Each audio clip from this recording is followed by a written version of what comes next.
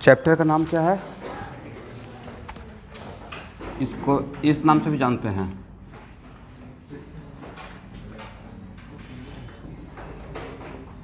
Rest and motion.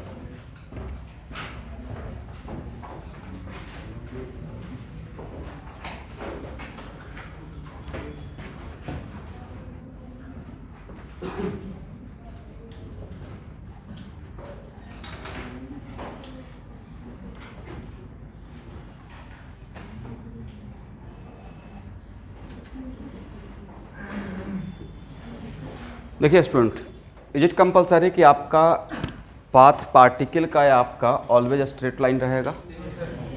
कोई भी एक आर्बिट्ररी पाथ हो सकता है, something like this, in A given frame of reference. Reference क्या होता है? जहाँ पे एक हम लोग पॉइंट ऑफ रेफरेंस बनाते हैं। फॉर एग्जांपल 0 माइल, तो कहीं पे एक रेफरेंस है ना कि 0 माइल से मेजर करेंगे।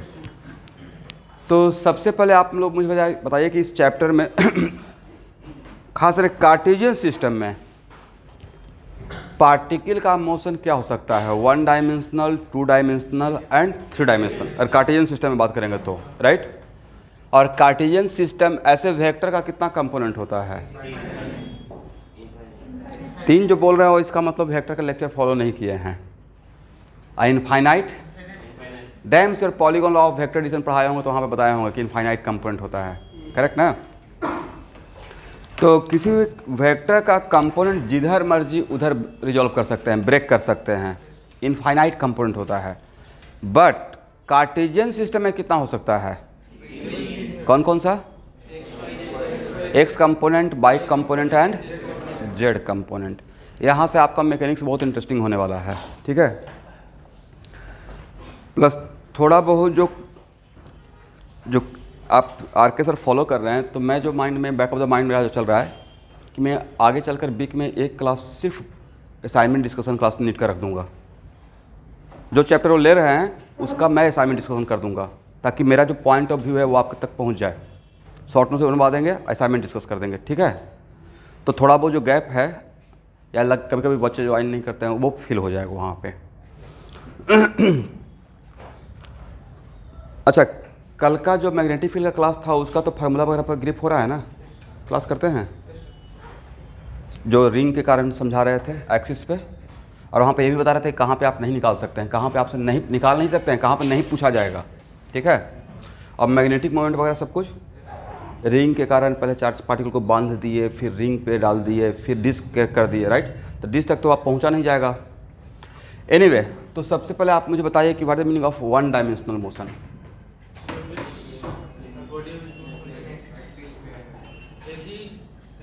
वन डायमेंशनल मोशन का मतलब क्या होता है? अच्छा, कोई भी पार्टिकल, जैसे जनरली हम लोग बच्चों से पूछते हैं कि 1 डायमेंशनल, तो कोई एनी पार्टिकल मूविंग ऑन बिल्कुल स्ट्रेट रोड, स्ट्रेट लाइन, क्या उसको स्ट्रिक्टली 1 डायमेंशनल मोशन बोला जाएगा? क्यों? तो स्ट्रेट लाइन पे है।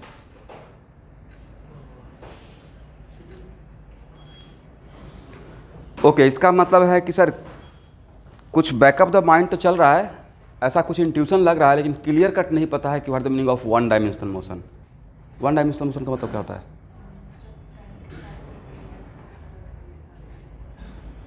एक एक्सिस नहीं, इसको ऐसे बोलेंगे।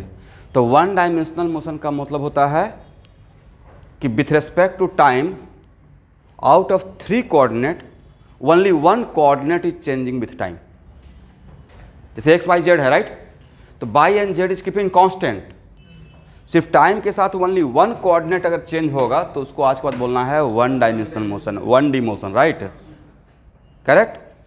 और जब टाइम के साथ आउट ऑफ 3 2 कोऑर्डिनेट, एक मिनट रुकना है, तो 1 डायमेंशनल मोशन का मतलब कि सर 1 कोऑर्डिनेट, कौन सा कोऑर्डिनेट? वो एक्स भी हो सकता है, वाई भी हो सकता है, और अगर सिर्फ एक्स कोऑर्डिनेट वाई और जेड कांस्टेंट है तो उसको बोलेंगे एक्स मोशन। क्या बोलेंगे? 1 डायमेंशनल मोशन क्या कहलाएगा? X motion. तो एक्स मोशन का मतलब ये नहीं हुआ कि सिर्फ एक्स एक्सिस पे ही मूव करेगा, पैरेलल टू एक्स एक्सिस पे तो हो सकता है। बस आपका काम क्या है कि बस एक्स कोऑर्डिनेट चेंज करें, अब वाई और z is keeping constant, correct, एकदम क्लियर कट जानना है। वाई मोशन का मतलब out of 3 coordinate only y coordinate is changing with ये जानना सबसे ज़्यादा ज़रूरी है। अदरवाइज मैं पढ़ा रहा हूँ एक्स मोशन या वन डायमेंशनल मोशन, पता ही नहीं चल रहा है कि एक्चुअली पढ़ क्या रहे हैं, राइट। टू डायमेंशनल मोशन का मतलब not projectile. Projectile is the special case of two dimensional motion. To dimensional motion का मतलब out of 3 coordinate 2 coordinate is changing with time. वो कुछ भी हो सकता है, वो प्रोजेक्टाइल भी हो सकता है, पैराबोला भी हो सकता है, कुछ भी हो सकता है, सर्कल भी हो सकता है, करेक्ट। और 3 डायमेंशनल मोशन का मतलब motion is in space, all coordinates is changing with time. तो मान लेते हैं कि मेरा यहाँ पे पार्टिकल है, करेक्ट, और इस पार्टिकल का कोऑर्डिनेट है। पार्टिकल आपका कहीं पे है तो उसका पोजीशन को लोकेट करने के लिए पोजीशन वेक्टर दिखाते हैं, लेकिन पोजीशन वेक्टर एब्सोल्यूट होता है या किसी के रेस्पेक्ट में बताते हैं? किसी के रेस्पेक्ट में बताते हैं। तब मान लेते हैं कि मेरा एक पार्टिकल यहाँ पे है और ओरिजिन के रेस्पेक्ट में इसका मैं पोजीशन बता रहा हूँ। पोजीशन वेक्टर के लिए कौन सा वेक्टर का यूज करते हैं? आर। और आर के लिए लिखते क्या हैं? अरे पोजीशन ऑफ पार्टिकल पी, और यहाँ पे कुछ और नहीं दिए हैं।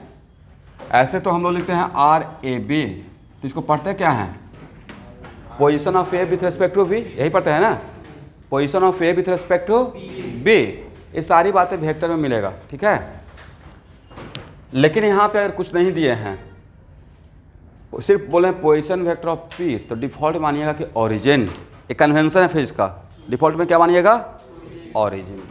तो इसके लिए ऐसे लिखते हैं x I by J plus Z के। ये दिखाइए,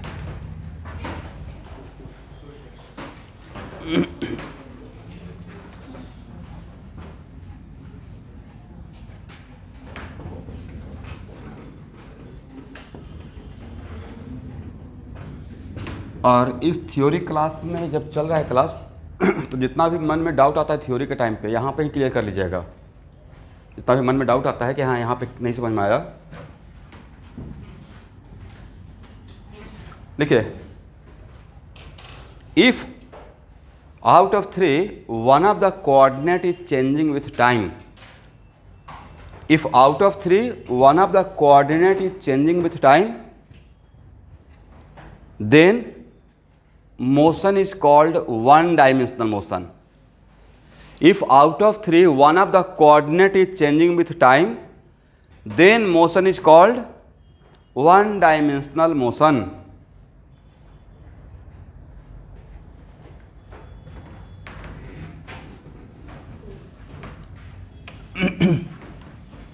तो one dimensional motion student Cartesian system में कितना टाइप का हो सकता है? Very good. कौन कौन सा? एक्स मोशन हो सकता है, या बाई मोशन हो सकता है, या जेड मोशन हो सकता है, करेक्ट ना। यहां देखिए,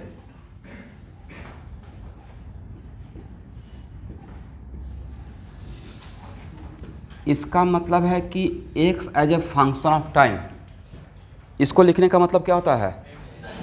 एक्स का वैल्यू टाइम पे डिपेंड कर रहा है, मतलब टाइम के साथ चेंज हो रहा है। डिपेंड कर रहा है मतलब क्या? चेंज हो रहा है। अब बाई क्या रहेगा? वो जीरो भी हो सकता है, जीरो भी एक कांस्टेंट वैल्यू हो जाएगा। और जेड भी क्या रहेगा?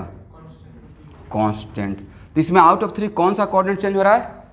Only one coordinate, that is x. That's why इसका इस मोशन का नाम क्या रहेगा? X motion.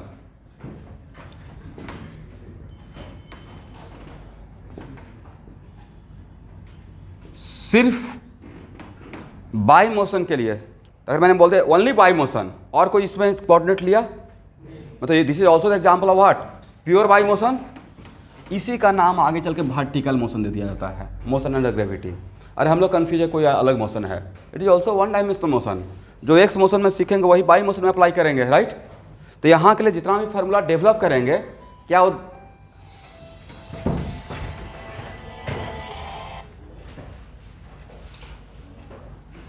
जितना भी फार्मूला एक्स मोशन के लिए डेवलप करेंगे वो सारा फार्मूला बाई मोशन में काम आ जाएगा। जितना भी कॉन्सेप्ट एक्स मोशन के लिए बताएंगे उसी में क्या कर देंगे, वहाँ पे बाई कर देंगे। क्या उस बाई मोशन जेड मोशन का अलग फार्मूला डेवलप करना पड़ेगा, या इससे काम चल जाएगा? काम चल जाएगा। बाई मोशन क्या होगा student? x constant or only by the function of time and z is also constant. z motion में क्या होगा? x कांस्टेंट लिखते जाइएगा, by constant and z is function of time. किसी को यहाँ तक डाउट? तो आज के बाद क्लियर कट पता है what is meaning of one dimensional motion? Yes.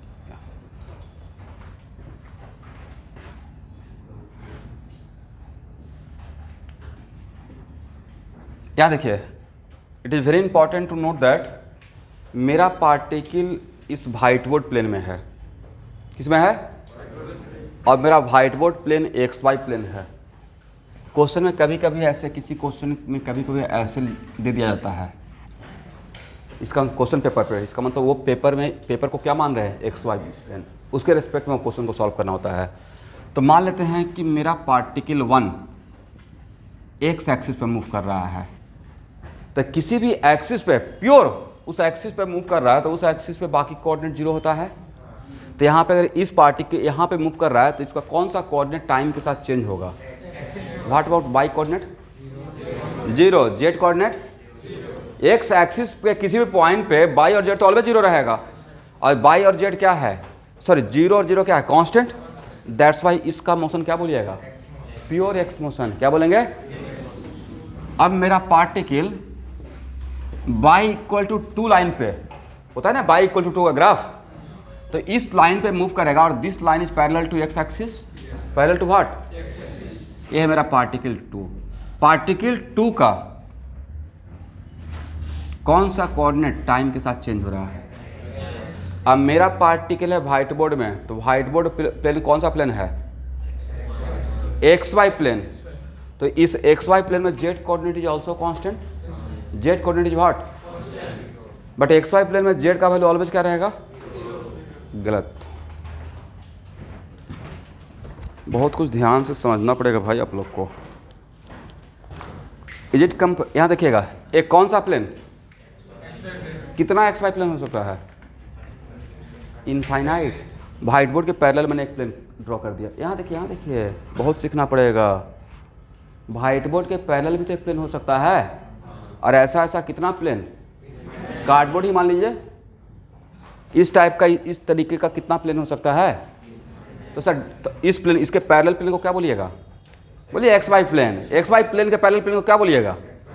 X y plane ही बोलेंगे. तो डिफरेंस क्या है सर? यहाँ पे एक प्लेन है, इसका थोड़ा सा जगह छोड़कर यहाँ पे डिफरेंस ये है कि यहाँ पे जेड का वैल्यू 0 और यहाँ पे हो सकता है कि आगे आगे जेड इक्वल टू 2. क्या हो गया? बट उस प्लेन पे, अगर यहाँ पे मेरा एक प्लेन है एक्स वाई प्लेन, तो इस पे जेड का वैल्यू अगर यहाँ पे, इस यहाँ से यहाँ तक का डिस्टेंस अगर 2 है, तो इस प्लेन के हर पॉइंट पे जेड का वैल्यू 2 रहेगा. क्या रहेगा? इसका मतलब एक्स वाई प्लेन पे इट इज नॉट कंपल्सरी कि always z equal to 0. It may और मे नॉट, राइट? बट जो भी रहेगा टाइम के साथ क्या रहेगा? कांस्टेंट रहेगा. तो एक्स वाई प्लेन पे आज बाद कोई पूछेगा कि जेड का वैल्यू क्या, तो एक डिफॉल्ट में कुछ कुछ बातें माइंड में सेट रहता है. हम लोग जेड इक्वल टू 0 बोलते हैं. जेड इक्वल टू 0 तब जब मेरा ओरिजिन एक्स वाई प्लेन में एग्जिस्ट कर रहा है. बट अगर आगे आकर एक्स वाई प्लेन ड्रॉ किए तो वहाँ पे जेड का कुछ वैल्यू रहेगा. बट जो भी रहेगा वो टाइम के साथ क्या रहेगा? कांस्टेंट रहेगा. तो बहुत छोटा छोटा बात सीखना है, बट उस चीज़ को हम लोग नहीं ऑब्जर्व करते हैं और फर्स्ट टाइम में होता भी नहीं है. हम लोग एज ए टीचर पढ़ाना स्टार्ट किए तो बातों को समझना स्टार्ट किए, क्योंकि खुद के लिए तो समझ लेते थे, लेकिन चीज़ों को रिप्रेजेंट करना है, राइट? चलिए, तो यहाँ पे अब मेरा जो एक्स वाई प्लेन है, इसी प्लेन में मेरा ओरिजिन है, तो ऑब्वियसली जेड का वैल्यू 0 रहेगा. तो यहाँ पे मान लेते हैं कोऑर्डिनेट एक्स है, अब बाकी बाई का वैल्यू कितना? 2 और जेड का वैल्यू क्या है? तो चेंज क्या हो रहा है? पार्टिकल 2 के लिए भी x is the function of time. तो ये भी एक्स मोशन और ये भी एक्स मोशन है. दोनों डिफरेंस है कि यहाँ पे बाई का वैल्यू 0 है और जेड का वैल्यू 0 है. यहाँ पे बाई का वैल्यू कांस्टेंट है लेकिन 2 है. बट इस मोशन को भी क्या बोलेंगे? X motion. इस पार्टिकल के मोशन को भी क्या बोलेंगे? इसका मतलब दोनों पार्टिकल का मोशन वन डायमेंशनल मोशन है. कौन सा? समझ में आ गया? लिख लीजिए, एक्स मोशन.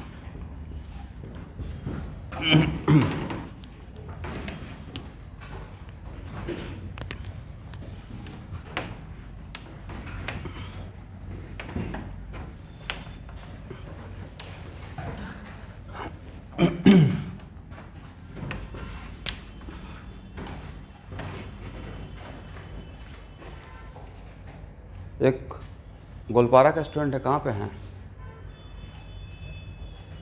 क्या नाम है, अलब्रोई भाई, तब तो कोई नहीं हेल्प कर सकता है। प्रॉपरली मैसेज किया गया था ना ग्रुप में, बहुत इंपॉर्टेंट है। पहला क्लास, फर्स्ट क्लास किसी भी चैप्टर का बहुत इंपॉर्टेंट होता है, राइट।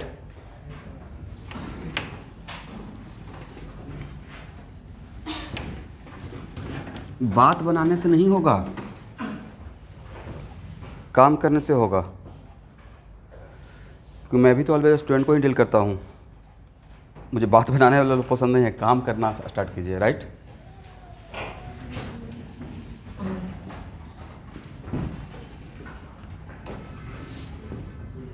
चलिए स्टूडेंट, अगर पार्टिकल बाई एक्सिस पे मूव कर रहा है या parallel to x equal to यहाँ पे 2 है, ऐसे मूव कर रहा है, तो पार्टिकल 1 या पार्टिकल 2 दोनों के मोशन को क्या बोलेंगे, बाई मोशन बोलेंगे, करेक्ट। इसका मतलब एक मैंने किसका एग्जांपल लिया, बाई मोशन का।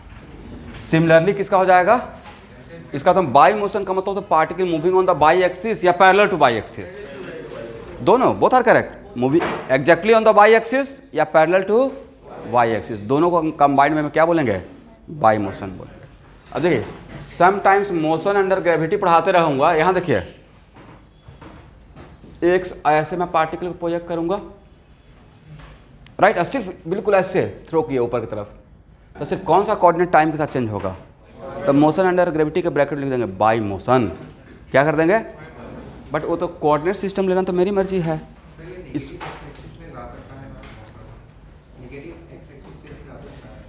देखिए, मैंने कभी ये बोला कि से एक्स मोशन का मतलब always particle moving along positive x axis, मेरा जनरलाइज था मूवी कौन सा कोऑर्डिनेट चेंज होना चाहिए, एक्स चेंज होते हैं वो नेगेटिव हो सकता है, सब पार्टिकल को पैरेलल टू एक्स एक्सिस, चाहे along positive x axis move करे या नेगेटिव, डजंट मैटर, कुछ भी हो सकता है, लेकिन सिर्फ कौन सा कोऑर्डिनेट चेंज होगा, एक्स। और एक्स तो अलजेब्रिक क्वांटिटी है, पॉजिटिव हो सकता है और नेगेटिव, इससे मुझे फर्क नहीं पड़ रहा है, ठीक है।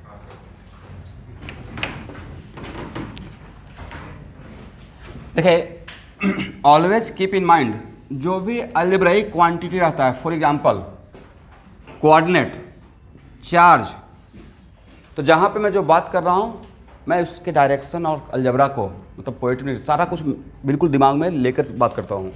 और चार्ज पार्टिकल के बारे में अगर मॉडल्स नहीं लगा रहा हूँ, मतलब वहाँ पे मैं साइन के साथ सोच रहा हूँ बातों को, ये मेरा अपना तरीका है, तो आप मेरे अकॉर्डिंग सोच लीजिएगा, ठीक है। और जहाँ पे देखते हैं कहीं पे अगर एक्स को डिस्टेंस बनाना रहता है तो मैं ऑटोमेटिक खुद मॉडल्स लेता हूँ आप लोग से पहले, मॉडल्स लेना चाहिए, राइट। जैसे फॉर मैग्नेटिक फील्ड में निकालने के टाइम पे, तो वो आज के बाद कोई भी अलजेब्रिक क्वांटिटी है और अगर मैंने मॉडल्स वगैरह नहीं ले रहा हूँ, मतलब मैं उसका क्या ले रहा हूँ, साइन को इंक्लूड कर रहा हूँ, करेक्ट।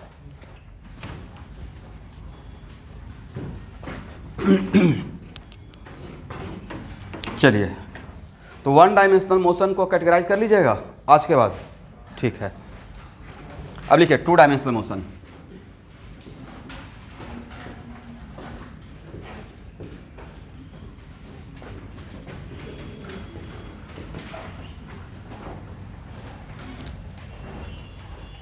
यहां देखिएगा, अगर पार्टिकल का टू डायमेंशनल मोशन है तो मोशन कहां पे होगा,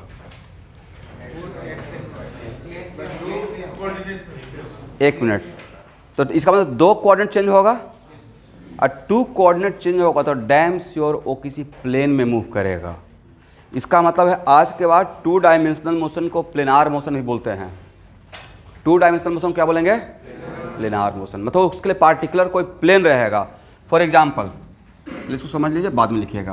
मान लेते हैं कि मेरा पार्टिकल एक्स वाई प्लेन में है और मेरा व्हाइट बोर्ड ही एक्स वाई प्लेन है और मेरा पार्टिकल इस रास्ते में मूव कर रहा है, ये मेरा पाथ है, करेक्ट,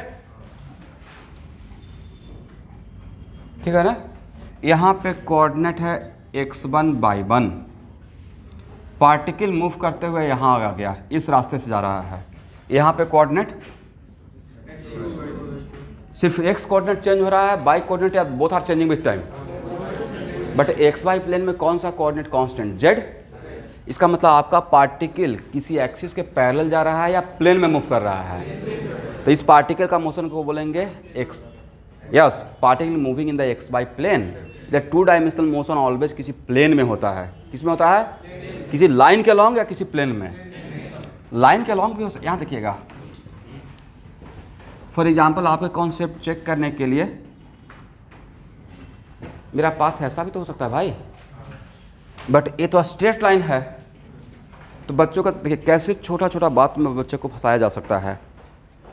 अगर टीचर चाह जाएगा तो जनरली स्ट्रेट लाइन मोशन को माइंड में क्या रहता है, वन डायमेंशनल कर देते हैं, राइट।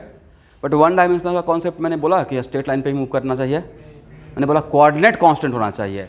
यहाँ पे एक्स या वाई कोऑर्डिनेट दोनों कांस्टेंट है या both are changing with time. कितना कोऑर्डिनेट चेंज होगा अगर पार्टिकल इस रास्ते पे जाएगा तो। ये अगर मेरा रास्ता है, पाथ है, ट्रेजेक्ट्री है, तो यहाँ पे सिर्फ एक्स कोऑर्डिनेट चेंज होगा, वाई या both are changing with time. Even if it is linear motion but एक टू डायमेंशनल मोशन है। कौन सा मोशन है? Two dimensional motion. तो किस टू डायमेंशनल मोशन के लिए या वन डायमेंशनल मोशन के लिए स्ट्रेट लाइन कर्व पाथ इसको पकड़ के रखा जाए या कोऑर्डिनेट सिस्टम के टर्म में बात किया जाए? कोऑर्डिनेट सिस्टम के बात। It is also example of how much? To dimensional motion. This is also example of, और वो टू डायमेंशनल मोशन किस प्लेन में हो रहा है? एक्स वाई प्लेन में। यहाँ पे मेरे डायग्राम में किस प्लेन में? एक लाइन लिखिए, आप लोग भूल जाइएगा। If out of three coordinate, if out of three coordinate, two coordinate is changing with time, if two coordinate is changing with time, then it is called two dimensional motion. Then it is called कितना dimensional? Two dimensional motion. एक और point लिखिए, two dimensional motion always in a particular plane. इसको point बनाइएगा, ये सब bullet point है। Two dimensional motion is always in a particular plane.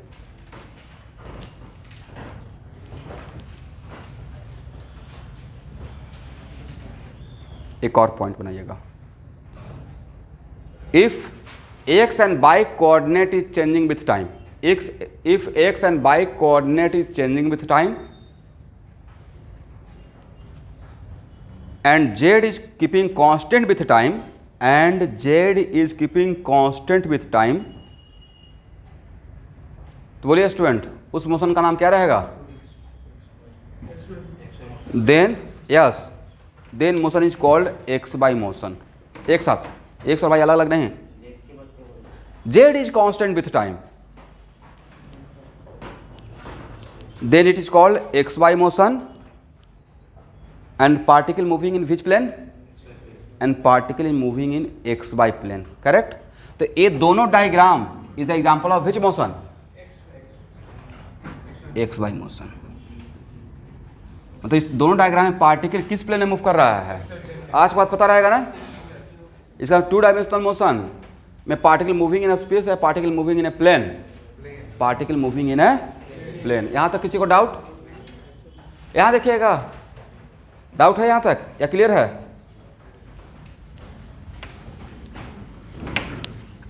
अब देखिए चीजों को बच्चे कैसे उसको बाइफरकेट करते रहते हैं।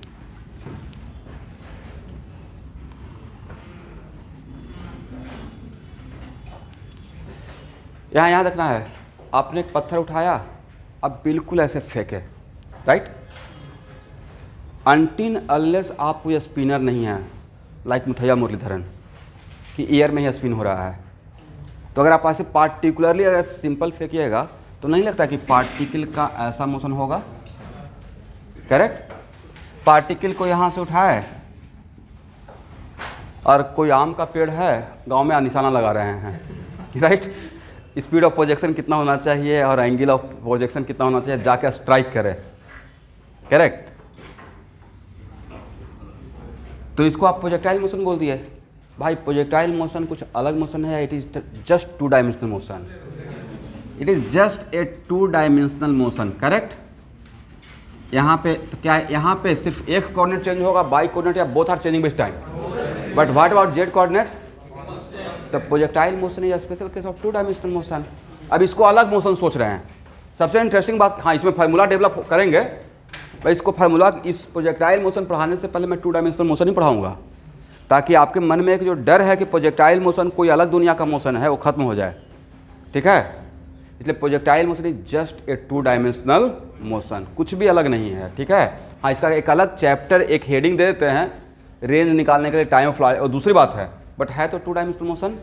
तो जो सारा बात टू डायमेंशनल मोशन के लिए अप्लाई होगा इसके लिए भी अप्लाई होगा। करेक्ट, लिखिए projectile motion is also two dimensional, diagram बना लीजिएगा। Projectile motion is also to dimensional motion.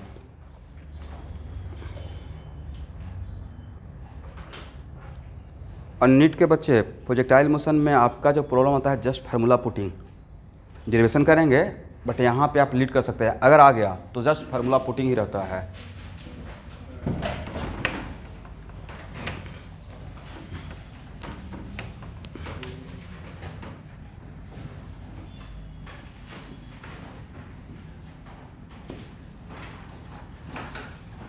चलिए इस डायग्राम में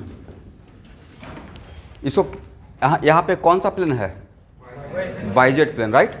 और इस प्लेन में अगर पार्टिकल मूव कर रहा है तब क्या बोलिएगा, बाइजेट motion.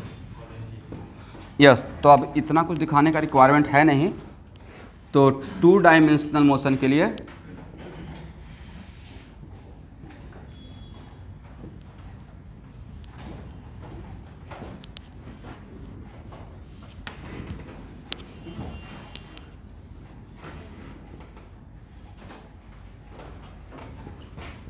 X is function of time.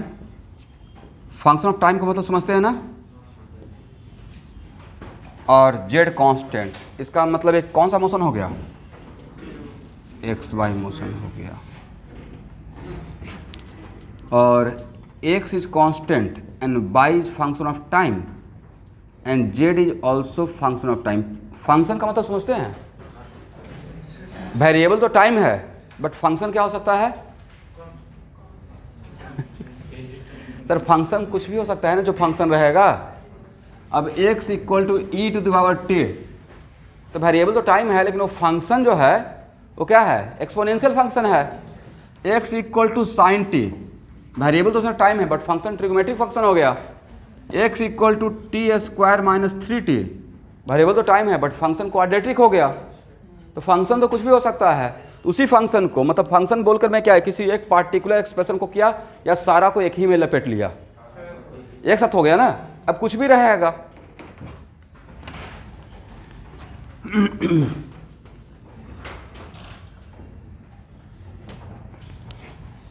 इस सबसे बड़ा काम कर रहे हैं, लग रहा होगा आसान बट आज हम लोग आज जाकर समझे कि अच्छा एक्स मोशन क्या होता है, वाई मोशन क्या होता है, जेड मोशन क्या होता है, और एक्स वाई मोशन की टू डायमेंशनल मोशन क्या होता है, और थ्री डायमेंशनल मोशन क्या होता है। क्लियर कट है ना।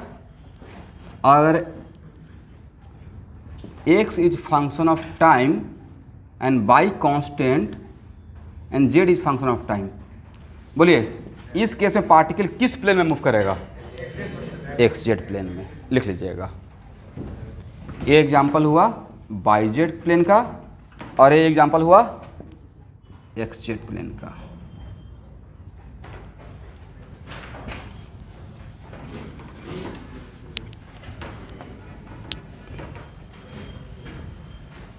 Okay student,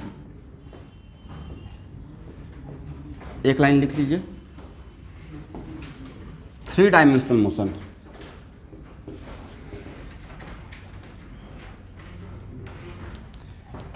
If all coordinate is changing with time, if all coordinate is changing with time,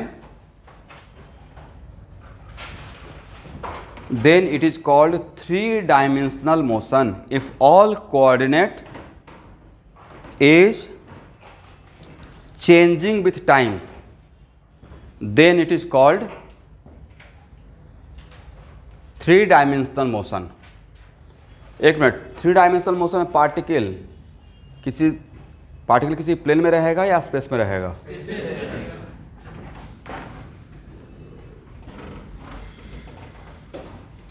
यह है एक्स एक्सिस, यह है वाई एक्सिस और यह है z axis. X y and z, particle यहाँ पे है, और ये डॉटेड से दिखाने का मतलब है कि मेरा व्हाइट बोर्ड में नहीं है, एक कुछ ऐसा है भाई, यहाँ देखिए ए एक्स हो गया, ए वाई हो गया, ये मेरा मार्कर है जेड एक्सिस, यहाँ देखना है, यहाँ देखना है, एक्स एक्सिस वाई एक्स, यहाँ ध्यान से देखते रहिएगा, कॉपी मत कीजिए, आप खुद का कॉपी कीजिए, x axis y axis and z axis, और ऐसे पार्टिकल मूव कर रहा है, कैसे? तो पार्टिकल किसी प्लेन में है या स्पेस में है? स्पेस में है। और लास्टली अगर सारे कोऑर्डिनेट अगर टाइम के साथ चेंज हो रहा है तो उसको क्या बोलेंगे? Three dimensional motion. Three dimensional motion, और थ्री डायमेंशनल मोशन में किसी प्लेन में रहेगा या स्पेस में रहेगा? कोई पार्टिकुलर प्लेन नहीं बोल सकते हैं। करेक्ट हो गया? चलिए तो बोलिए, इतना कुछ 10 मिनट जो मैंने पढ़ाया, उसके बाद एक ऑब्जेक्टिव, पार्टिकल को मोशन में होने के लिए मिनिमम क्राइटेरिया क्या? क्योंकि चैप्टर का नाम है ना रेस्ट एंड, तो मोशन में होने का minimum criteria at least one of the coordinate is changing with time, तब पार्टिकल को बोलेंगे पार्टिकल इज इन मोशन। अब इसका उल्टा, तो पार्टिकल में रेस्ट होने का criteria all coordinate is constant with time, मतलब जहाँ पे हो वहाँ पे ही स्टैचू रहो। पहले एक गेम होता ना बचपन का, स्टैचू, राइट? जैसे वैसे रह जाइए। तो वैसे लिखिए एक लाइन नोट करके, for particle is in motion, for particle is in motion at least one of the coordinate is changing with time. At least one of the coordinate is changing with time. Online student समझ पा रहे हैं?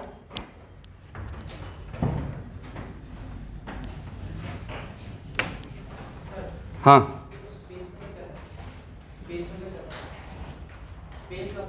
हाँ, space मतलब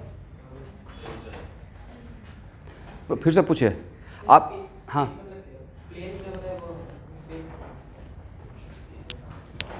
space का मतलब होता है कि यहाँ सपोज कीजिए आप ड्रोन उड़ा रहे हो, ड्रोन समझते हैं ना, ऊपर से पिक्चर वगैरह लेने के लिए जो उड़ता है, तो उसका जब सपोज कीजिए कि आपने एक कोऑर्डिनेट सिस्टम मान लिया, आप किसी फील्ड में हैं, वहाँ पे एक्सपेरिमेंट करने के लिए गए हैं, तो फील्ड आपका प्लेन हो गया, आप वहाँ से उसको उड़ा रहे हैं, तो फील्ड को एक्स वाई प्लेन मान लीजिए, करेक्ट? तो ये आपका जेड एक्सिस रहेगा, तो जो फ्लाई करते रहेगा तो उसमें सिर्फ उसका एक्स और वाई कोऑर्डिनेट चेंज होगा या साथ में जेड भी चेंज होगा? तो किसी प्लेन में आपका ड्रोन उड़ते रहेगा या वो स्पेस में रहेगा? स्पेस मतलब कि जहाँ पे तीनों कोऑर्डिनेट चेंज होगा, ऑल कोऑर्डिनेट, तो उसको हम लोग बोलते हैं पार्टिकल का मोशन इन स्पेस। ठीक है? वो कोई प्लेन नहीं है, क्या है? इतना तो सुनते हैं space satellite and all this, तो उसमें सिर्फ क्या किसी प्लेन में घूमते रहता है? नहीं घूमेगा। तो ऐसे या उतना छोड़िए, कोई गुब्बारा में हीलियम गैस डाल के ऐसे उड़ा दीजिए, तो ऐसे ऐसे करते हुए ऊपर जाएगा, तो कितना कोऑर्डिनेट चेंज होगा? अगर कुछ कोऑर्डिनेट सिस्टम बनाइएगा तो ऐसा नहीं कि sir x y x axis खोज रहे हैं जाके, किसी फील्ड में नहीं मिलेगा, मतलब एक खुद से मान लीजिएगा, उसके बाद उस पॉइंट ऑफ रेफरेंस के अकॉर्डिंग। करेक्ट?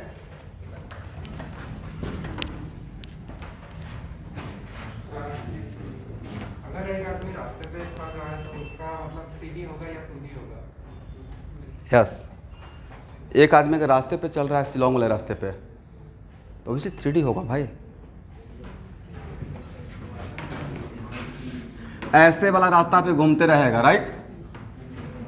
तो रास्ते पे चल रहा है, तो रास्ते पे स्टार्ट करने से पहले खाना पर जब स्टार्ट किए, खाना पर से ऊपर चढ़ाई होता है ना, तो वहाँ पे तो पहले मान लेंगे ना कि जीरो ओरिजिन। करेक्ट? अब खुद बताइए, यहाँ पे आपने ओरिजिन मान लिया, एकदम बिल्कुल इमेजिनरी एक प्लेन कि भाई ये मेरा एक्स वाई प्लेन है, अब तब एक्स कोऑर्डिनेट भी चेंज होगा, वाई कोऑर्डिनेट भी चेंज होगा और जेड भी चेंज होगा। ऊंचाई तो ऐसे है, शिलोंग वाला रास्ता, मैं गया नहीं हूँ शिलोंग आज तक, बट रास्ता तो ऐसे ही है ना, जलेबी टाइप, राइट? घूमते हुए, तो कौन सा मोशन है? वो बहुत 3D में भी वो कॉम्प्लिकेटेड है, हेलिकल मोशन, स्प्रिंग के जैसा, राइट, हेलिक्स के जैसा। स्ट्रेट लाइन में भी 3 डायमेंशनल हो सकता है। अभी तो जो मैंने ड्रॉ, यहां देखिएगा, x axis, y axis and यहां देखिए, ए मेरा मार्कर है, ए मेरा रास्ता है, कैसा है? ए रास्ता है, इस पर रास्ते पे जा रहा है, कौन कौन सा कोऑर्डिनेट चेंज होगा? आप तो 3D पढ़ लिया है मैथ में। देन इसलिए मैंने कभी बोला है कि हाँ 1 डायमेंशनल मोशन होने के लिए स्ट्रेट लाइन होना चाहिए, या कोऑर्डिनेट के टर्म में बात कर रहे हैं, तो आप भी आप वैसे ही बात कीजिए, ठीक है? मतलब मुझे मतलब नहीं कि रास्ता कैसा बनाया गया है, उससे कोई मतलब नहीं है, मतलब है कि कोऑर्डिनेट कौन कौन सा चेंज हो रहा है, राइट? एकदम क्लियर कट कॉन्क्रीट डिफरेंशन। इसलिए अभी तक जो भी जानते हैं उसको बाहर निकालिए, अब कोऑर्डिनेट के टर्म में सोचिए। If only x coordinate is changing, other 2 coordinate is keeping constant, चाहे वो रास्ता कैसा भी हो, राइट? और अभी तो एक पहला क्लास है ना, मैं चाहता हूँ कि जैसे फर्स्ट क्लास में बहुत सारा क्वेश्चन दिमाग में आता है ना, तो आगे क्लास में भी आप लोग रिस्पॉन्ड कीजिए, पूछा कीजिए।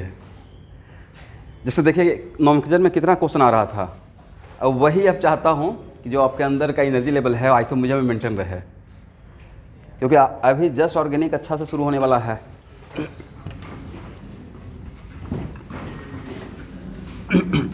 चलिए, तो भाई पार्टिकल को रेस्ट में होने का कंडीशन क्या होगा? एक लाइन लिख लीजिए। कम चैप्टर का डिफिनेशन तो समझ गए, रेस्ट एंड मोशन। तो मोशन तो समझ में आ गया, अब रेस्ट भी समझ लेते हैं। If all coordinate is constant with time, if all coordinate is constant with time,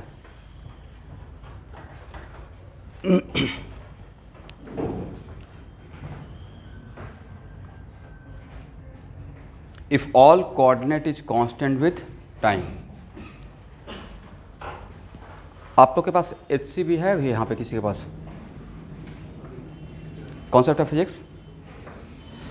चलिए कोई बात नहीं, देखिए उसमें एक एक्नॉलेजमेंट है, उसमें मेरे गुरुदेव का नाम लिखा हुआ है, मिस्टर MMR अख्तर, बहुत बड़े फिजिक्स का टीचर। अब तो इस दुनिया में नहीं है, मतलब उनका भाई रेफरेंस, उनका तरीका शुरू होता था, आज तक मैंने जितना दिन क्लास किया वो ईरोडोब लेकर आते थे और कुछ नहीं।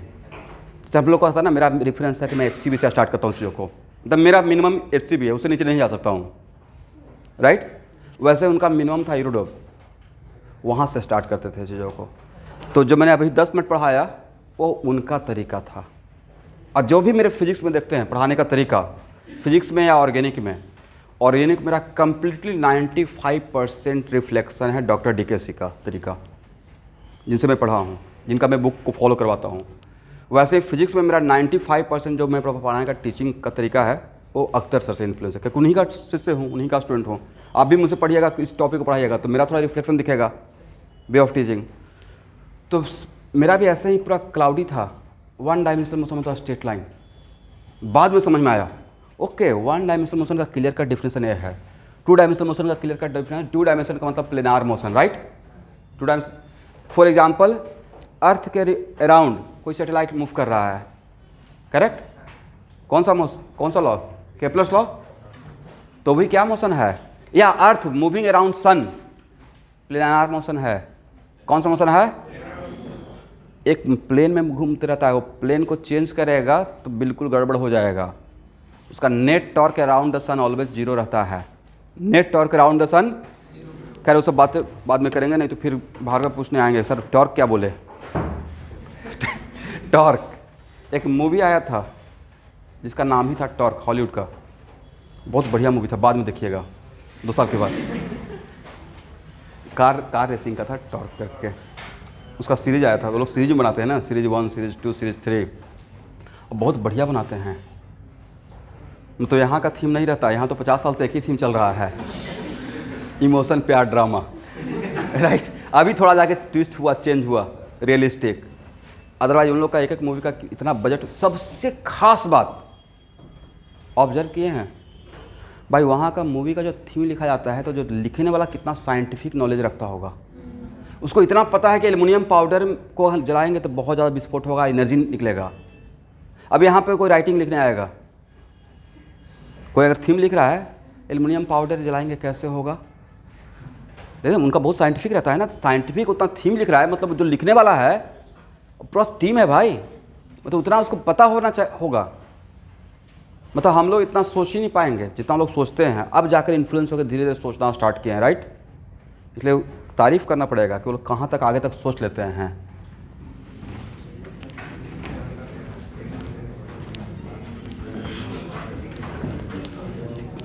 ओके, चलिए यहाँ तक तो क्लियर है।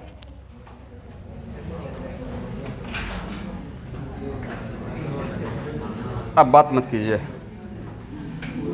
यहाँ देखिएगा, यहाँ देखिएगा, ध्यान से देखिए।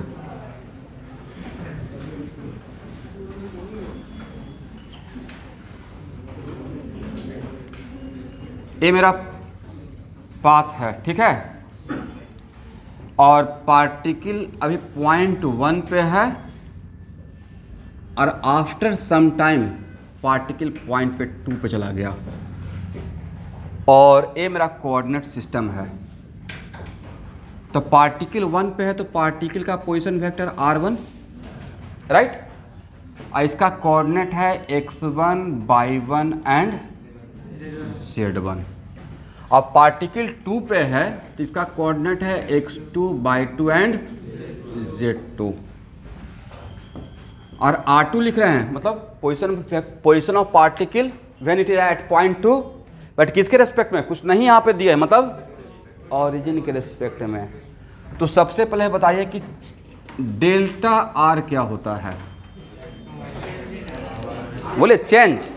डेल्टा का मतलब अ चेंज ऑल, आज के बाद अगर ए साइन दे रहा हूं तो चेंज, इसका मतलब होता है चेंज। अ चेंज ऑलवेज होता है फाइनल माइनस इनिशियल। इंक्रीज क्या होता है, increase always final minus initial. और डिक्रीज, डिक्रीज क्या होगा, और लॉस इनिशियल माइनस फाइनल। लाभ हानि का प्रॉब्लम नहीं बनाया है, प्रॉफिट एंड लॉस, राइट। 100 रुपया में पेन खरीदे और 90 में बेच दिए तो लॉस क्या बोलिएगा, 90 माइनस 100, 100 माइनस 90। अगर आप कभी ऐसा किसी को बोलने गए, अगर किसी को बेवकूफ़ बनाना है, -20 रुपीज़ का लॉस हो गया तो आपको प्रॉफिट हो गया भाई। -20 रुपीज़ का लॉस का मतलब क्या, 20 रुपये का प्रॉफिट है, लेकिन आप सिंपैथी लेने के लिए -20 लगा दिए। उसको समझ में आया नहीं, राइट। क्योंकि लॉस के लिए तो हम लोग ये लिखेंगे इनिशियल माइनस फाइनल, तो -20 कर दिया loss equal to initial minus final. Then final क्या रहेगा, इनिशियल प्लस 20। तो जितना मिले थे उसमें उसे 20 रुपये ज़्यादा हम बेचे हैं। अब बोल क्या रहे हैं, -20।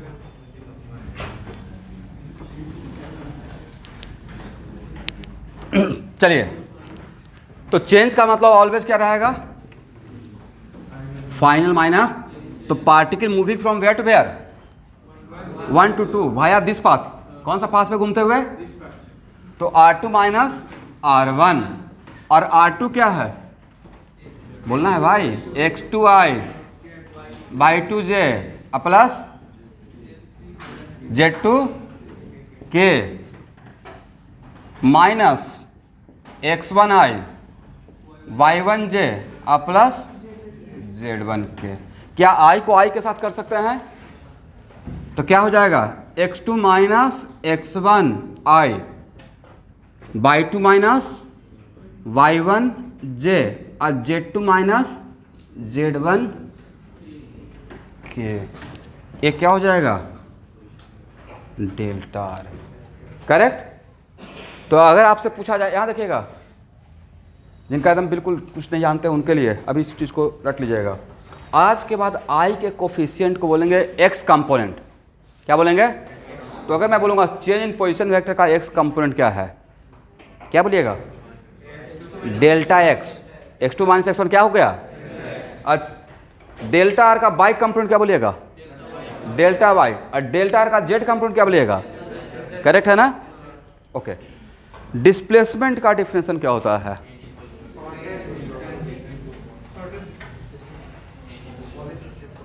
Okay, shortest distance between the two point, correct. But आज के बाद जनरलाइज डिफिनेशन, डिस्प्लेसमेंट का मतलब होता है change in position vector, but आप भी करेक्ट है, मैं भी करेक्ट हूं, ठीक है। तो एक्चुअली इसी को बोलते हैं डिस्प्लेसमेंट, और क्यों शॉर्टेस्ट डिस्टेंस बोलते हैं वो मैं यहां पे प्रूफ कर देता हूं। लिखिए, change in position vector, change in position vector is called displacement. इसको बॉक्स में कर दीजिए, change in position vector is called displacement. यहां देखिएगा स्टूडेंट, तो डिस्प्लेसमेंट के लिए ध्यान से सुनिएगा, डिस्प्लेसमेंट के लिए क्या लिखे हैं, R2 माइनस R1। पार्टिकल कहां से कहां तक गया है, 1 से 2 पे गया है, तो इसके बीच में तो इनफाइनाइट पॉइंट रहा होगा, बट इस ये भी रहा होगा, ये भी रहा होगा, ये भी रहा होगा, ये सारा पॉइंट है रास्ते का, करेक्ट। बट क्या इन सारे पॉइंट का मैंने पोजीशन वेक्टर लिखा डिस्प्लेसमेंट के लिए, हाँ या ना बोलिए, नहीं लिखा। इसका मतलब displacement only depends on initial point and final point, does not depend on path. Path का कोई पॉइंट का पोजीशन यहाँ पे अगर नहीं ले रहे हैं तो displacement only depends on what, initial point and final point, correct. Does not depend on what, एक लाइन लिखिए, एक और point, displacement only depends on initial point and final point, displacement only depends on initial point and final point, does not depend on path।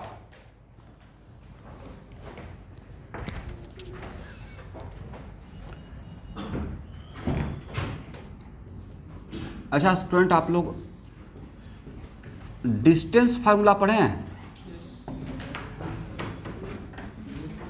Coordinate में? Distance formula क्या होता है, x2 minus y2 minus और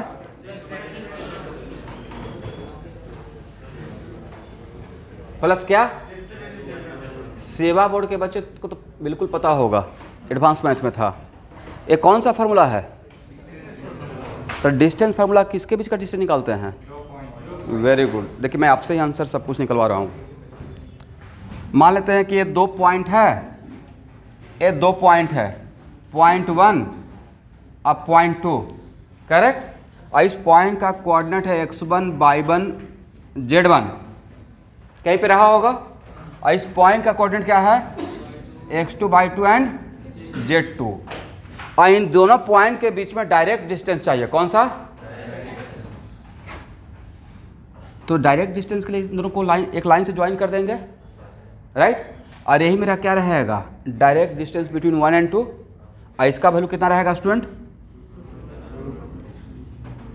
अभी तो वहां पे है x2 माइनस x1 का y2 minus plus z2 minus, मतलब वो फॉर्मूला से निकल जाएगा डायरेक्ट डिस्टेंस, इनडायरेक्ट या direct, direct distance between point 1 point 2। अब एक मिनट रुकिए, यहां तक ये सब फॉर्मूला समझ में आ गया। मैं 10th क्लास का मैथ पढ़ाया हूं अभी, ठीक है।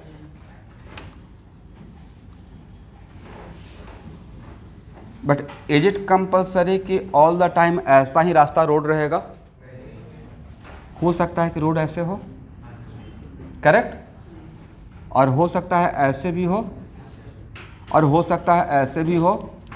तो यहाँ से यहाँ तक 1 से 2 तक जाने का कितना रास्ता हो सकता है, इनफाइनाइट। इसमें सबसे कम डिस्टेंस कौन सा रहेगा,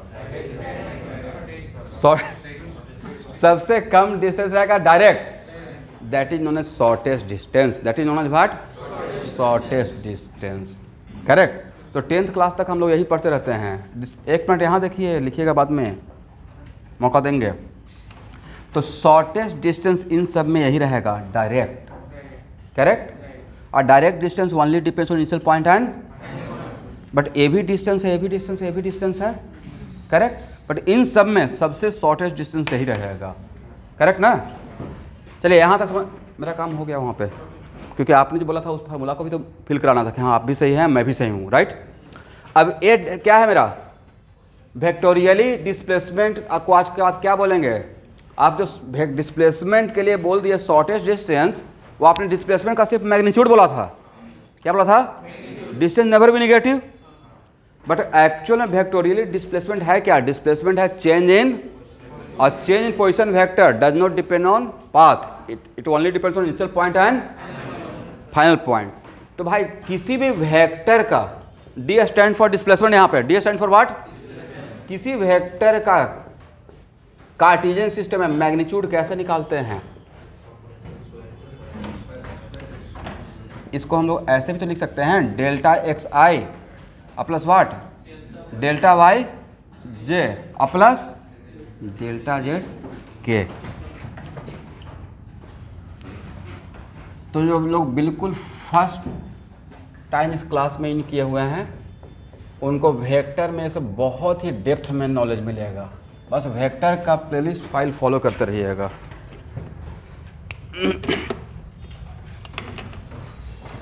ये इसका यहाँ से भी कोई रिलेशन नहीं है, जस्ट कुछ स्टूडेंट बिल्कुल न्यू ज्वाइन किए हैं। तो अगर ऐसा कार्टेशियन सिस्टम में है तो अभी के लिए मेरे ऊपर ट्रस्ट कर लीजिए, बाद में आप उसको समझ लीजिएगा। इसका मैग्नीट्यूड ये होता है एक्स मतलब एक्स कंपोनेंट का स्क्वायर प्लस वाई कंपोनेंट का स्क्वायर प्लस जेड कंपोनेंट का स्क्वायर। तो क्या इसका डिस्प्लेसमेंट का मैग्नीट्यूड, डिस्प्लेसमेंट का मैग्नीट्यूड के लिए क्या हम लोग ऐसे लिख सकते हैं डेल्टा एक्स का square plus what delta y का स्क्वायर और डेल्टा।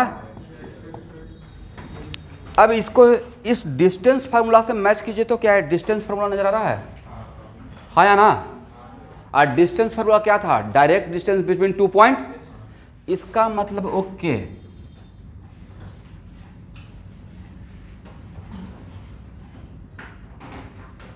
यही मेरा क्या था डेल्टा आर था, नहीं ये मेरा क्या था। और भाई ये भी तो वेक्टर में सिखाए हैं R2 माइनस R1 को R21 भी लिखना, R2 minus R1 also written like what R21, correct. कौन सा लॉस है, ट्रायंगल ऑफ वेक्टर एडिशन से, कौन सा लॉस है, मैंने एक ट्रायंगल बना दिया O A B, इसमें इस ट्रायंगल में कौन सा दो वेक्टर, इस ट्रायंगल में कौन सा दो वेक्टर एक ऑर्डर में है, ए और ए, और ए इसका क्या है रिवर्स ऑर्डर में। तो भाई according to triangle of vector addition हम लोग ए भी तो लिख सकते थे R1 plus delta R equal to what R2, तो delta R equal to what, और R2 minus R1 equal to what. और उतना छोड़िए, आप रोड पे मेन रोड पे देखते होंगे कि काठ का तख्ती उस पर लिखा रहता है शांति पथ इधर, कौन सा पथ, तो इसका मतलब है कि शांति पथ जाने के लिए यहाँ से स्टार्ट करना है, किधर जाना है, इस एरो को लो। तो भाई 1 से 2 पे जा रहे हैं तो एरो 1 पे क्या रहेगा टेल, और 2 पे क्या रहेगा हेड रहेगा। तो किसको देखकर कहाँ से जा रहे हैं, आपको 2 पे जाना है, कहाँ से स्टार्ट करके, इसी को तो पढ़ते हैं, ये 2 है ये 1 है, position of 2 with respect to 1 मैंने जहाँ से स्टार्ट कर रहे हैं जिसके रेस्पेक्ट में आपने 2 को देखा, राइट। तो इसका मतलब 2 पे पहुँचना है, लेकिन किसके रेस्पेक्ट में, 1 के रेस्पेक्ट में। चलिए, तो एक्चुअल में इसका जब आपने मैग्नीट्यूड लिखा तो ये तो डिस्टेंस फार्मूला से मैच कर गया। इसका मतलब है कि यहाँ से यहाँ तक डिस्प्लेसमेंट, तो आप क्या बोल रहे थे शॉर्टेस्ट डिस्टेंस, तो 1 से 2 आपने जो ए निकाला वो क्या ए डिस्टेंस था या डायरेक्ट डिस्टेंस था, डायरेक्ट। और डायरेक्ट डिस्टेंस ही शॉर्टेस्ट डिस्टेंस होता है, डायरेक्ट डिस्टेंस ही क्या रहता है। तो आप भी करेक्ट हो गया, मैं भी करेक्ट हो गया। इसका मतलब डिस्प्लेसमेंट के लिए शॉर्टेस्ट डिस्टेंस, और शॉर्टेस्ट डिस्टेंस 2 पॉइंट के बीच में ऑलवेज डायरेक्ट लाइन रहेगा। बट एक्चुअल में अब यहाँ पे 2 सेंटेंस, डिस्टेंस अगर यहाँ 1 से 2 तक जाना है और मैं आपसे पूछा डिस्टेंस कवर्ड बाय पार्टिकल, तो क्या डिस्प्लेसमेंट का मैग्नीट्यूड बताएंगे। पता चला कि मैं गुवाहाटी से स्टार्ट किया सफ़र, अब पटना पहुंचना था, तो ऐसा तो रोड रहेगा नहीं, घूमते हुए जाएंगे ना, पहले रंगिया वगैरह को घूमते हुए आगे बाईहट्टा चरियाल से एक बाईपास वगैरह लेते हुए, करेक्ट, ऐसे रोड कुछ ऐसा रह सकता है। तब पूछा जाएगा मुझसे how much distance covered. Cover का मतलब हर पॉइंट को देखते हुए, और डिस्टेंस सफर्ड, सफर्ड का मतलब डिस्टेंस, सॉरी, सफर्ड का मतलब हुआ डिस्प्लेसमेंट का मैग्नीट्यूड, और डिस्टेंस कवर का मतलब एक्चुअल में, रियल में डिस्टेंस कवर, टोटल डिस्टेंस।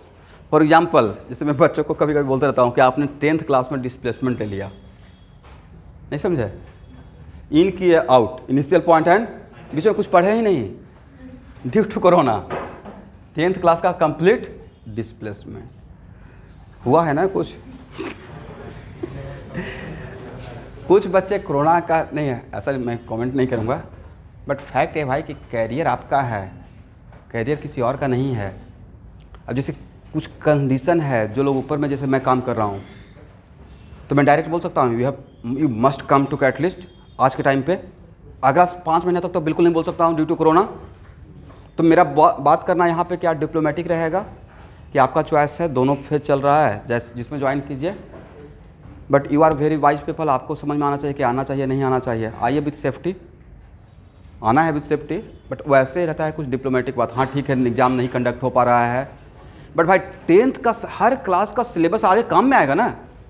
अब पता चला कि यहाँ पे पढ़ा रहे हैं, अरे 10th क्लास में थ्योरम था या 9th में कि सर्कल का कोई आर्क सेंटर पे जितना बड़ा एंगल बनाता है, वही आर्क पेरीफेरी पे उसका आधा बनाता है। अब मुझे सर्कुलर मोशन में इसका यूज में आएगा, बहुत जगह यूज में करता हूँ इसका, 9th 10th कहीं भी रहेगा, तो वो बात वहाँ पे सीखे हुए तक काम में आ जाएगा। इसलिए ये नहीं सोचना है कि 9th 10th पढ़े तो बेकार हो गया। उसी के बेसिस पे आप देखिए, कुछ जो सेवा बोर्ड में एडवांस मैथ पढ़ के आए होंगे, जैसे डिस्टेंस फार्मूला बोले खड़ाक से मैच कर गया। अब समझ में आ गया।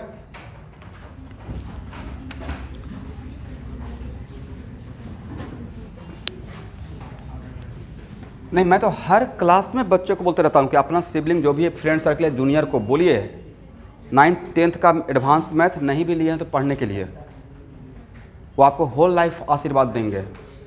कम से कम गाइड कर दिया, क्योंकि 11th में आएगा तो बहुत सारा फार्मूला से उसका कॉन्फिडेंस बढ़ जाएगा। हो गया ना। तो आज के बाद डिस्प्लेसमेंट का क्या रहेगा, displacement only depends on what, initial point and, लेकिन डिस्टेंस कवर निकालने के बोलेंगे तो क्या डिस्प्लेसमेंट का मैग्नीट्यूड बताना है या एक्चुअल डिस्टेंस बताना है। ये हो गया ये क्या हो गया, सफर्ड। डिस्प्लेसमेंट को बोलता है सफर्ड और डिस्टेंस को बोलता है, तो एक्चुअल डिस्टेंस ए है, बट ए है क्या, डायरेक्ट डिस्टेंस। डायरेक्ट डिस्टेंस मतलब क्या, डिस्प्लेसमेंट का मैग्नीट्यूड। तो क्या डिस्प्लेसमेंट का मैग्नीट्यूड डिस्टेंस से ज़्यादा होगा, डिस्टेंस कवर से। एट वर्स्ट बराबर हो सकता है, एट वर्स्ट क्या हो सकता है कि डायरेक्ट ऐसा ही रास्ता हो। दैट्स वाई यहाँ से एक बात तो बोल सकते हैं, डिस्प्लेसमेंट का magnitude always less than equal to what, distance cover. सही है गलत है, इक्वल भी हो सकता है एक केस में, बट कभी भी डिस्प्लेसमेंट का मैग्नीट्यूड डिस्टेंस से ज़्यादा नहीं होगा, not a single case. Eight worst क्या हो सकता है, बराबर। बराबर कब रहेगा, जब मेरा रास्ता क्या रहेगा, स्ट्रेट रहेगा। ठीक है, चलिए लिख लीजिएगा, ये बहुत बड़ा पॉइंट है। तो क्या आप लोग से मैं इतना होप कर सकता हूं कि आज के बाद डिस्प्लेसमेंट निकाल लीजिएगा। डिस्प्लेसमेंट का मैग्नीट्यूड, डिस्प्लेसमेंट क्या रहेगा, चेंज इन, और कार्टेशियन सिस्टम में R2 माइनस, मतलब x delta x i plus delta y जे का प्लस डेल्टा जेड के।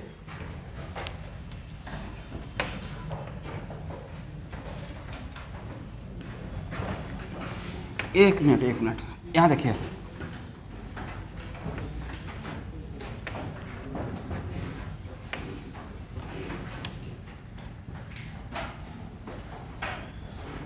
तो आपने बात मत कीजिए,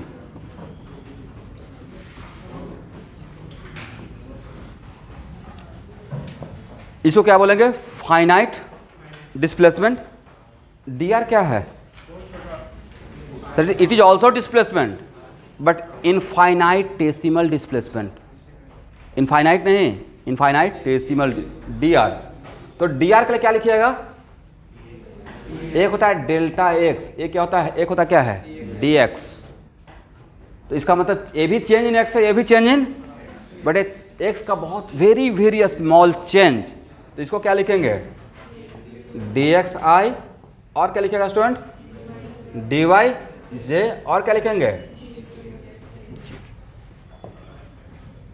और इसका मैग्नीट्यूड निकालना रहेगा। तो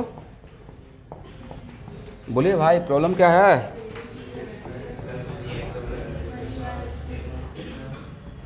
ऐसे मत लिख दीजिएगा डी एक्स का स्क्वायर, कुछ लोग बोलेंगे ना शायद ऐसे लिखते हैं D square x square, please इस तरीके से मत लिखिएगा, ऐसे मतलब ऐसे ही लिखिएगा, ऐसे ही इसको लिखा जाता है, उसका कोई और मीनिंग हो जाएगा, ठीक है।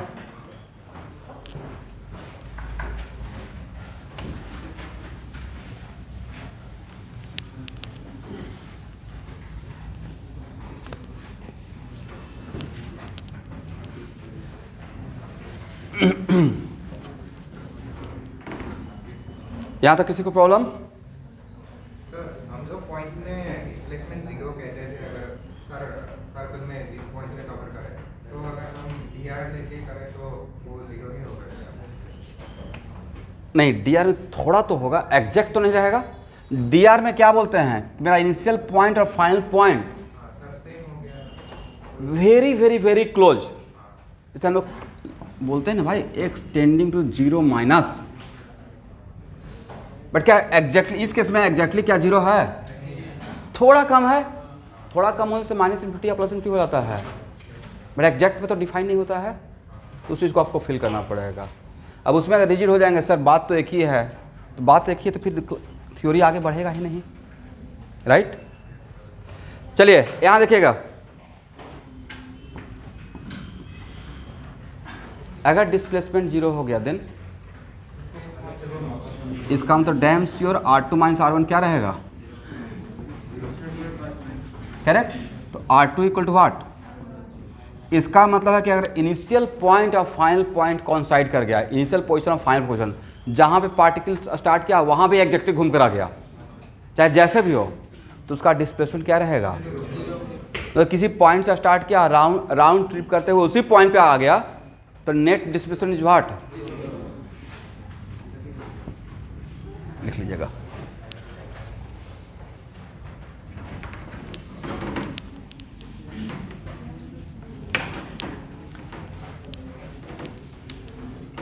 बात मत कीजिए एवरीवन,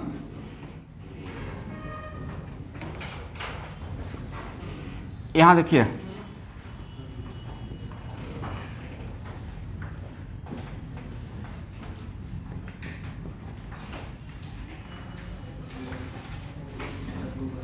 बात कीजिएगा तो बिल्कुल समझ में नहीं आएगा।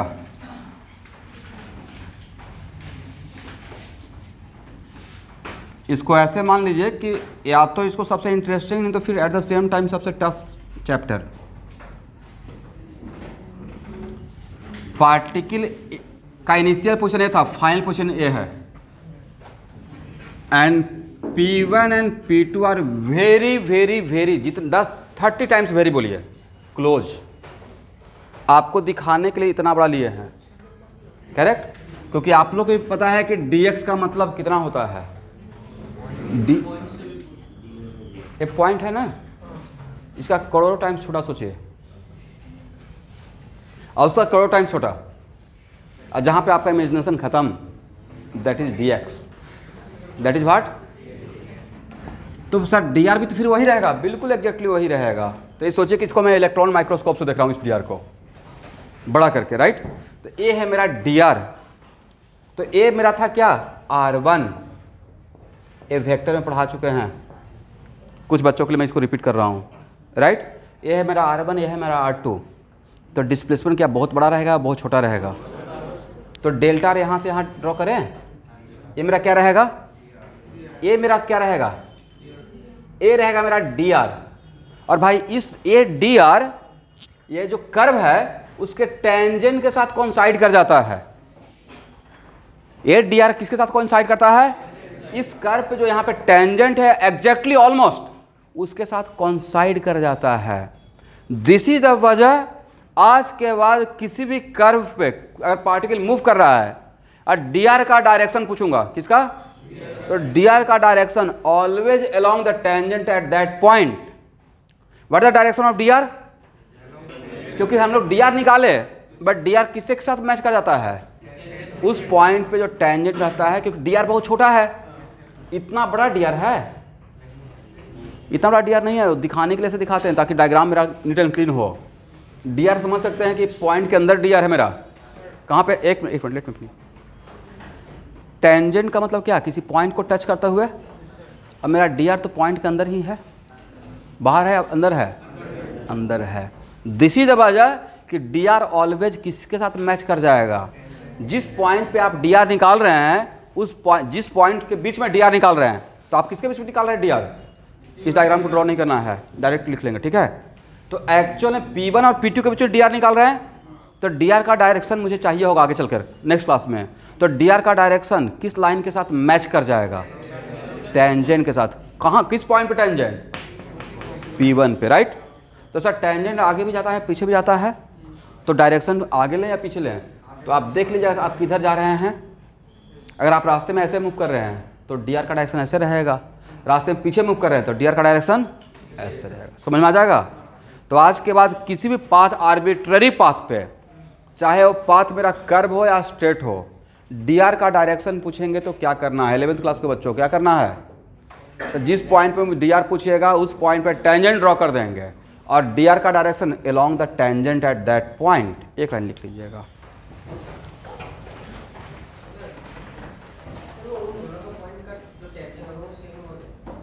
दोनों पॉइंट का टेंजेंट ऑलमोस्ट सेम ही रहेगा। ऑलमोस्ट क्या रहेगा, ऑलमोस्ट, मैं एग्जैक्टली नहीं बोल रहा हूँ क्योंकि P1 and P2 are very far या very very close, very very close. और उस चक्कर में फंसिए ही मत। अब इसमें मेरे साथ 2 घंटा डिबेट कर सकते हैं ये सर P1 और P2 थोड़ा तो दूर है, थोड़ा तो डिस्टेंस है, तो भाई P1 एंड P2 के बीच में है क्या, यहाँ देखिएगा। अब डिबेट कीजिए, P1 P2 इस पॉइंट के अंदर है, ऑब्वियसली इसके अंदर है। P1 और P2 किसके अंदर है भाई, डी का मैग्नीट्यूड कितना रहेगा,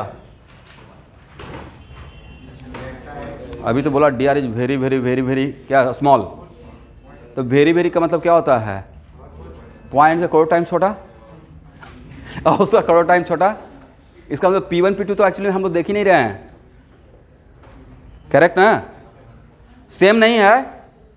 आप लोग इतना कुछ पढ़ते हैं नहीं, कभी कभी सर अभी हम लोग पढ़ते हैं सिर्फ मार्क्स लाने के लिए, बाद में इसको फिल करेंगे, पहले नीट तो निकल जाए, राइट। अभी जो भी आप बैक्टीरिया पढ़ रहे हैं सच में उसको फिल कर रहे हैं क्या, मतलब मेनली तो मार्क्स हैं भाई। अभी मेन टारगेट क्या है, बाद में हम लोग PhD कर लेंगे, डॉक्टर बन जाएंगे, पहले गेट के अंदर तो चले जाएं। बहुत सारा टैलेंट ऐसे वेस्ट हो जाता है, उनके पास नॉलेज है लेकिन रास्ता नहीं है, और रास्ता भी है भी तो क्या होता है कि तैयारी करने के लिए आए हैं, डिविएट कर गए। गुवाहाटी ऐसे भी जानते हैं मॉड सिटी है, वेरी मॉड सिटी हर तरीके से। तो यहाँ पे क्या होता है ना, फूक फूक के कदम रखना पड़ता है, मतलब यहाँ पे हर रास्ता है बनने का भी बिगड़ने का भी, किसी भी सिटी में, नॉट इवन गुवाहाटी। अब उसमें है कि आप कितना टारगेट के तरफ ओरिएंटेड हैं। अब ऐसा मैं नहीं बोल सकता हूँ कि मैं बिल्कुल विश्वामित्र हूँ, नॉट लाइक दैट, मतलब एक बात बोल रहे हैं। ऑब्वियसली एक एज फैक्टर जो चलते रहता है ना, जहाँ पे टीन लगा रहता है, 16, 17, 18, 19, 20, जहाँ से टीन खत्म होता है तो थोड़ा मैच्योरिटी आ जाता है। जब तक टीन रहता है ना तब तक बिल्कुल डिविएशन फैक्टर आता है, साथ साथ चलेगा, वो एक्चुअल में उसको बोलते ही हैं एज फैक्टर। अब उसमें आप अपने आप को कितना बचा के चलते हैं। अब आपके अंदर एक पागलपन जुनून रहेगा कि नहीं मुझे डॉक्टर बनना है, इंजीनियर बनना है और अच्छे जगह से, तो हम लोग भी तैयारी किए थे ऐसे, मतलब निकलते थे सर झुका के, और आकर इधर उधर देखते रहेंगे तो बहुत डिफिशन होगा, ऑब्वियसली होगा। अब उसमें 10% रहेगा तो उसको ओवरकम कर सकते हैं, और सारा कुछ छिप जाता है अगर आप सक्सेस हो जाते हो तो मेरा एक बहुत बड़ा बिग पॉइंट था मूवी देखना।